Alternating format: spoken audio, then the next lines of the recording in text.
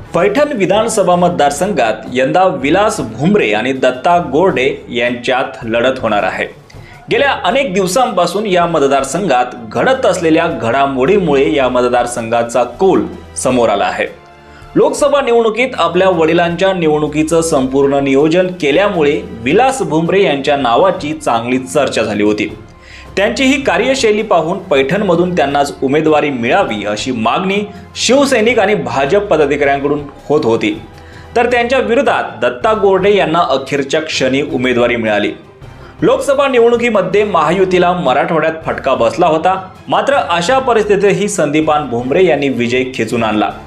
याला कारण म्हणजे संदीपान भुमरे यांनी केलेली कामं, त्यांचं नेटवर्क आणि त्यांचे सुपुत्र विलास भुमरेंनी उभारलेली यंत्रणा। आपल्या सहकाऱ्यांच्या मदतीने एक उत्तम नियोजन करून हे निवडणूक जिंकण्यात महत्त्वाचा वाटा होता।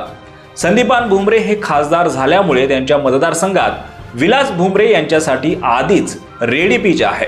त्यामुळे विलास भुमरे हे होमग्राऊंडवर तुफान बॅटिंग करणार यात शंका नाही। विलास भुमरे यांची आणखी एक जमेची बाजू म्हणजे त्यांनी या मतदारसंघात अनेक विषयांमध्ये वैयक्तिकरित्या लक्ष घालून लोकांची कामं केली आहेत। तसंच अडचणी घेऊन येणाऱ्या कुणालाच ते निराश करून परत पाठवत नाही। त्यामुळे लोकांशी त्यांचा असलेला कनेक्ट चांगला आहे।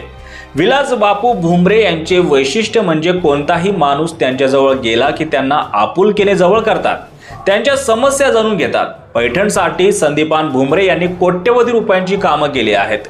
मराठा आरक्षणाचा लढा लढणारे मनोज जरांगे पाटील यांच्या आंदोलनाच्या पाठीशी भुमरे कुटुंबीय ठामपणे उभे होते। सरकार आणि मनोज जरांगेमध्ये समन्वयाची महत्त्वाची भूमिका बजावण्याचं काम भुमरे करत राहिले आहेत। त्यामुळे मराठा समाजामध्येही त्यांच्याबद्दल सकारात्मक वातावरण आहे।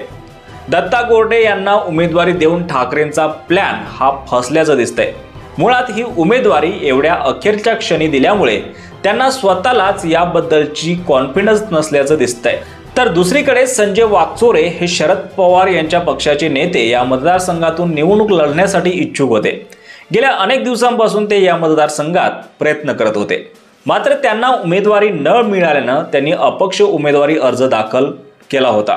नंतर त्यांनी तो अर्ज मागे घेतला असला तरी त्यांचे निकटवर्तीय दत्ता गोरडे यांना मदत करणार नसल्याचं बोललं जाते।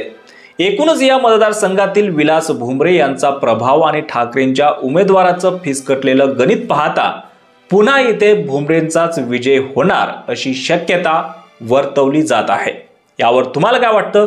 तुमचं मत, तुमची प्रतिक्रिया कॉमेंट बॉक्समध्ये लिहायला विसरू नका। धन्यवाद।